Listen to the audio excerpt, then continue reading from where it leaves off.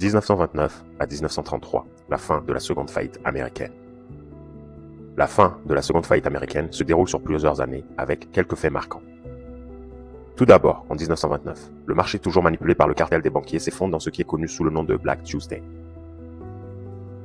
Plus de 3 ans plus tard, en 1933, la situation est toujours aussi catastrophique.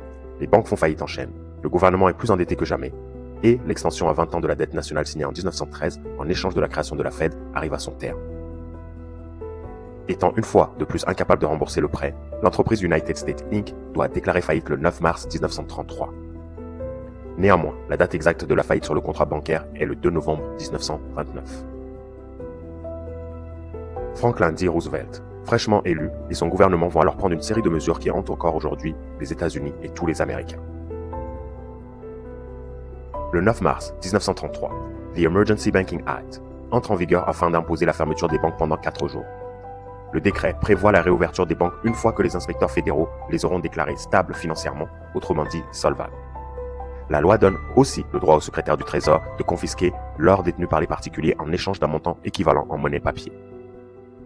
En réalité, cet acte marque la dissolution du gouvernement fédéral américain. En effet, dans la partie 48 Stat 1, Public Law 89-719, le président Roosevelt déclare l'entreprise en faillite et insolvable. Le 5 avril 1933, l'Executive Order 6102 est signé. Il empêche tout Américain de posséder plus de 160 grammes d'or et l'oblige à déposer le surplus à la Réserve fédérale en échange d'un prix équivalent à $20 par once. Cet acte constitue le début effectif de la saisie de tout l'or américain par le gouvernement.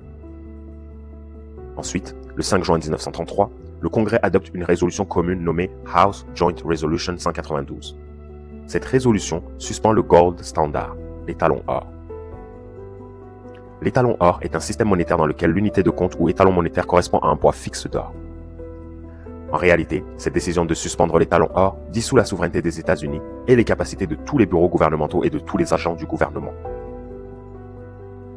Cette notion de faillite et de perte de souveraineté du gouvernement fédéral américain est désormais bien connue par le public américain informé, grâce aux nombreuses recherches sur plusieurs décennies. Elle a même été clairement détaillée et inscrite dans le Congressional Record en mars 1993 par James Traficant Jr., alors sénateur de l'Ohio dans un discours intitulé « The Bankruptcy of the United States » ou la faillite des États-Unis. Il indique, je cite, « Monsieur le Président, nous sommes maintenant au chapitre 11 Bankruptcy. Les membres du Congrès sont des administrateurs officiels qui président la plus grande réorganisation de toute entité en faillite dans l'histoire du monde, j'ai nommé le gouvernement américain. Nous présentons, je l'espère, un plan pour notre futur. Certains disent déjà que c'est une autopsie de médecins légistes, celle qui nous mènera à notre perte. C'est un fait établi que le gouvernement fédéral des États-Unis a été dissous par l'Emergency Banking Act de mars 1933, mise en place par le président Roosevelt. Le House Joint Resolution 192, cette résolution commune de suspendre l'étalon or et abroger la clause d'or a dissous l'autorité souveraine des États-Unis et les capacités officielles de tous les bureaux, agents et départements gouvernementaux et constitue une preuve supplémentaire que le gouvernement fédéral des États-Unis n'existe aujourd'hui que de nom. Les destinataires ou bénéficiaires de cette faillite sont les banquiers internationaux via les Nations Unies, la Banque mondiale et le Fonds monétaire international. Tous les bureaux, représentants et départements opèrent désormais sous un statut de facto en un seul monde, le tout sous loi martiale. La République constitutionnelle d'origine étant maintenant dissoute, les bénéficiaires de cette faillite ont adopté une nouvelle forme de gouvernement pour les États-Unis. Cette nouvelle forme de gouvernement est connue sous le nom de démocratie, qui est un modèle socialiste communiste sous les ordres d'un nouveau gouverneur pour les États-Unis. Cet acte a été établi et mis en place en transférant le bureau du secrétaire du Trésor et ses biens au gouverneur du Fonds monétaire international. L'article de loi public 94 564, page 8, section House Resolution 13 955 indique en partie « Le secrétaire du Trésor ne reçoit aucune compensation en échange de sa représentation des États-Unis. » Fin de la citation.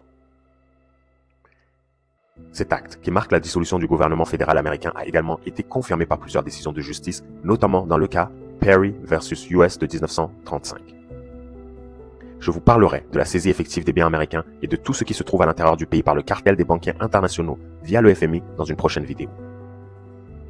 En attendant, la dissolution du gouvernement fédéral américain est une étape importante pour le cartel des banquiers car ils vont pouvoir commencer à récolter le fruit de leur labeur, si je puis dire.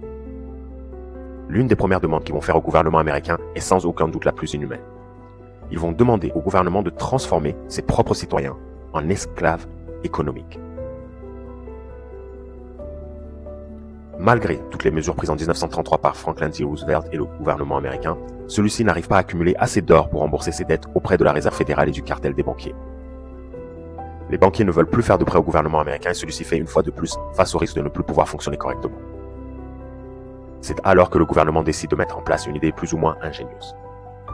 Il décide de garantir le remboursement de leurs prêts avec le labeur de tous les citoyens concernés par le 14e amendement, autrement dit, tous les citoyens américains. Ils vont articuler cette idée en créant et en monétisant le système des actes de naissance connu sous le nom de Birth Certificate aux États-Unis. Ils réussissent ce tour de force en créant un Foreign Situs Trust, un trust situé à l'étranger, et en utilisant le nom de chaque citoyen en lettres capitales comme entité gestionnaire de ce trust. Chaque citoyen qui naît après cette manœuvre est alors représenté par son nom en lettres capitales au Foreign Situs Trust comme étant la garantie de remboursement des futurs prêts de l'entreprise United States Inc. grâce à son labeur. Le certificat de naissance aux États-Unis n'est pas la propriété de la personne concernée. Le certificat est la propriété du gouvernement qui, lui, détient la copie originale. Il délivre une attestation au besoin qui vaut pour copie certifiée et non l'original. Puisque le gouvernement détient la propriété du certificat, chaque Américain est désormais considéré comme un employé de l'entreprise United States Inc. Cette subtilité fait la différence entre un individu et une personne. Un exemple est le Title V de l'US Code 5 USC 552A alinéa 13, où un individu, un individual, et une personne, a person, ne signifient pas la même chose. Une fois reçu par le gouvernement, le certificat de naissance de chaque citoyen est envoyé au département du transport, qui l'envoie à son tour au département du Trésor américain. Le département du Trésor américain délivre alors un bon au porteur contre ce certificat, qui est garanti par le futur labeur du citoyen en question. Il ne reste plus alors qu'à obtenir le consentement de chaque Américain à ce plan machiavélique. Ça sera chose faite avec la mise en place du Social Security Administration, ou Sécurité sociale. Sous la promesse de fournir une protection en cas de chômage, une retraite, des services pour les enfants et une sécurité en cas de maladie, ce programme enrôle volontairement la quasi-totalité des Américains. Tout citoyen américain possède aujourd'hui un numéro de sécurité sociale qui l'attache directement à son alias en lettres capitales. Ce système permet à la Réserve fédérale américaine de garantir le remboursement des prêts qu'elle effectue au gouvernement américain et de la dette nationale grâce au labeur de tous les citoyens. Suite à cette manœuvre totalement illégale, les prêts de l'entreprise United States Inc., alors en faillite, peuvent reprendre.